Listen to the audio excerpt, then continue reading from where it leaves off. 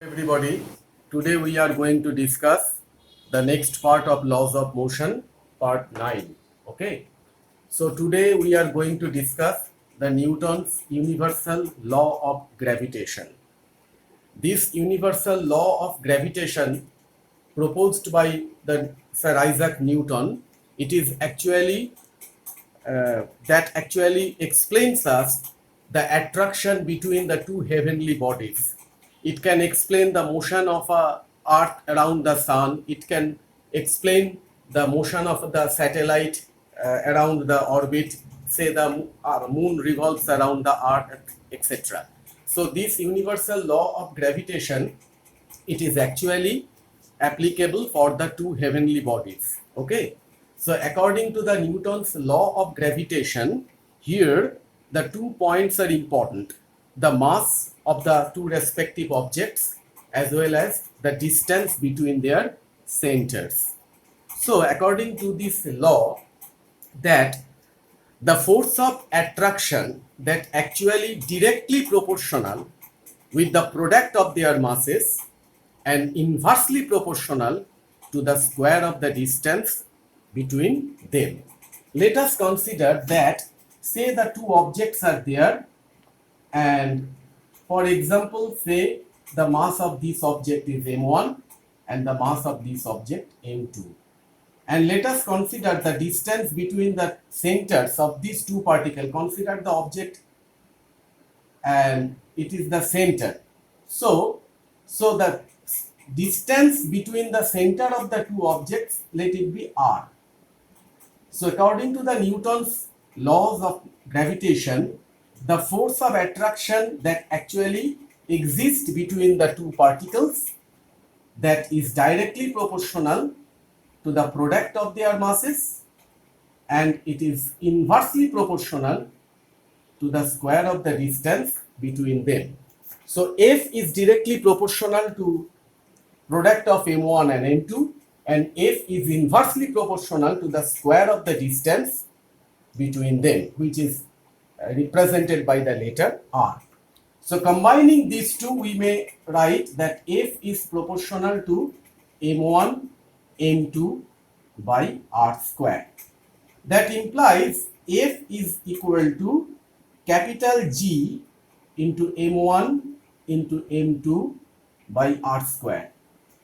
This capital G, it is actually the constant of proportionality, and it is termed as the gravitational constant. Okay, so according to the Newton's laws of motion, the Newton's laws of gravitation, this capital G, it is termed as the gravitational constant, or it may say this G is the universal constant, universal gravitational constant. Okay, so how can you find out the unit and the value of this G? So from this example, from this relation, you may write that G is equal to F into r square by m1 into m2, isn't it? From this relation, you can transpose that G is equal to F into r square by m1 into m2. Now, what is the SI unit of G? So SI unit of G, you see the unit of force, that is Newton. Okay, I'm sorry, that N should be small letter. So it is Newton. R is the distance, so it is meter square. M1 and M2 is the mass, so it is kg into kg. So what is the unit? Stands for there Newton meter square into kilogram to the power minus 2. Here it is the SI unit of G. Okay, see that one. According to the Newton's laws of gravitation, the attraction exists between the two heavenly bodies is directly proportional to the product of their masses and inversely proportional to the square of the distance or separation between them. So combining these two, you may write F is proportional to m1 m2 by r square, and then F equal to G into m1 m2 by r square, where G stands for the universal gravitational constant. Why universal? Because its value remain unchanged in the universe. That's why it is termed as the universal gravitational constant. Now from this relation, G equal to F into r square by m1 into m2. So what should be the unit of G in SI unit? F, the unit of force, Newton, R, that is the SI unit of length, that is meter into meter, that means meter square, and m1 and m2, these are the masses of the two different objects, which is expressed by the unit kilogram. So kilogram into kilogram. So the SI unit of G is Newton meter square kg to the power minus 2. This is the unit of G. And the value of G, what is the value of G? The value of G, that is equal to 6.67 into 10 to the power minus 11 Newton meter square kilogram to the power minus 2. So here it is, the value of G in SI unit, 6.67 into 10 to the power minus 11 Newton meter square into kilogram to the power minus 2. Now if you think that one, that F is equal to G into m1 into m2 by r square. Now let us consider that mass of the two objects, that is m1 and m2, both are equal and both are is equal to 1 kilogram. And let us consider the distance separation between them is 1 meter.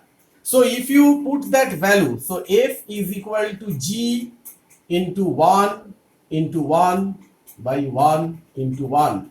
So it gives the value of G. That means G into 1 by 1 into 1, it gives you the relation F is equal to G. So from this relation, you may define that gravitational constant G. It is said that gravitational constant G is numerically equal to the magnitude of the force. That is, G is equal to F, magnitude of the force of attraction between the two masses. Each is equal to 1 kilogram, and each of them, these are actually, the mass of them is 1 kilogram and the separation between the two objects is 1 meter. So what is the definition of the G? Definition of the G is that the gravitational constant, that is capital G, is numerically equal to the force of attraction between the two objects when the mass of the two objects are equal, and these are equal to 1 kilogram, and the distance or separation between them is 1 meter. Then the value of G is equal to the value of F, that means the force of attraction. So gravitational constant G is numerically equal to the magnitude of the force of attraction between the two masses, each of 1 kg, placed at a separation of 1 meter. So you may remember that the gravitational force of attraction between the two objects is always attractive in nature. It is directly proportional. So what are the characteristics? It is always attractive in nature, and it is directly proportional to the product of the masses of the two objects, and it is inversely proportional to the square of the separation between them. And this value of G, it is significant for the heavenly bodies. What I told you earlier at the beginning of the chapter, that this G, it is significant between the two heavenly bodies, but it is insignificant between the ordinary bodies. Why it is insignificant for the ordinary bodies? Because the mass of the ordinary objects is almost negligible as compared to the mass of the heavenly bodies. So here it is, the question may come that state the Newton's laws of gravitation, that is the statement form, then the mathematical derivation of that gravitational constant, okay, and then what is the SI unit of that gravitational constant and what is its value, and the definition of the gravitational constant, that what I told you just few minutes back, that the definition of gravitational constant G. So these are the important part from the first part of this chapter. Okay, now let us consider the next part, that is force due to gravity. Force due to gravity, you know that Earth attracts every object towards its center. So you know that Earth attracts every object towards its center, but the force of attraction by which the Earth attracts every object towards its center, that is the force of gravity, or simply you know it, the gravitational force of attraction. Okay, now you see that from this relation, F is equal to G into M1 into M2 by R square. Now if you put the value, what value? That the value of G. What is the value of G? That is 6.67 into 10 to the power minus 11. It is the value of G. Okay. Now if you consider that M1 is the mass of the Earth, if you consider that M1 replaced by the capital M, which implies the mass of the Earth, and M2 replaced by small m, which represent the mass of any small object. Now, what is the mass of the Earth? Mass of the Earth, it is 5.96 into 10 to the power 24 kilogram. And as compared with that heavy mass of the Earth, you may almost negligible this say the mass of any other object as compared with the mass of the Earth is very negligible. Say this is 1 kilogram. Okay, and that small r, if we replaced is by the capital R, the capital R implies that the radius of the Earth. So what the value of this R? The radius of the Earth, it is 6.37 into 10 to the power 6 whole square. So if you replace that one, F is equal to G into capital M into small m by R square. From this relation, where capital M represents the mass of the Earth, small m represent the mass of the small object present in the Earth, say 1 kilogram, and R is the distance of separation between the two objects. But since if you consider the center of the Earth and the center of the small object which is situated on the Earth, so you may consider that R stands for the radius of the Earth, and the value of this R equal to 6.37 into 10 to the power 6 meter. So it gives the value of F is equal to 9.8 Newton. Okay, so this equation actually represents the Earth attracts every object which are presented on the Earth having the mass of 1 kilogram by the force of 9.8 Newton.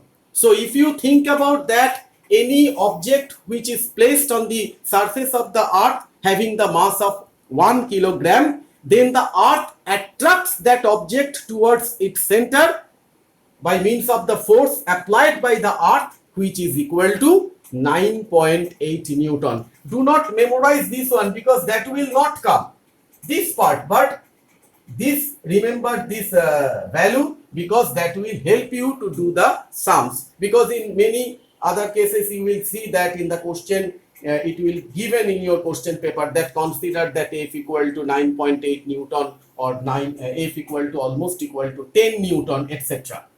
Okay, So from this discussion, what you have to memorize, that is first the statement of the Newton's laws of gravitation.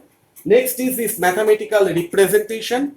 Next is that the value of G in SI unit and the value and the unit of G in SI unit, as well as the definition of gravitational constant and the force of attraction of earth towards an object which is present on the earth having a mass of 1 kilogram, which is equal to 9.8 Newton. So today up to this much. Next day we will discuss about the acceleration due to gravity. Thank you.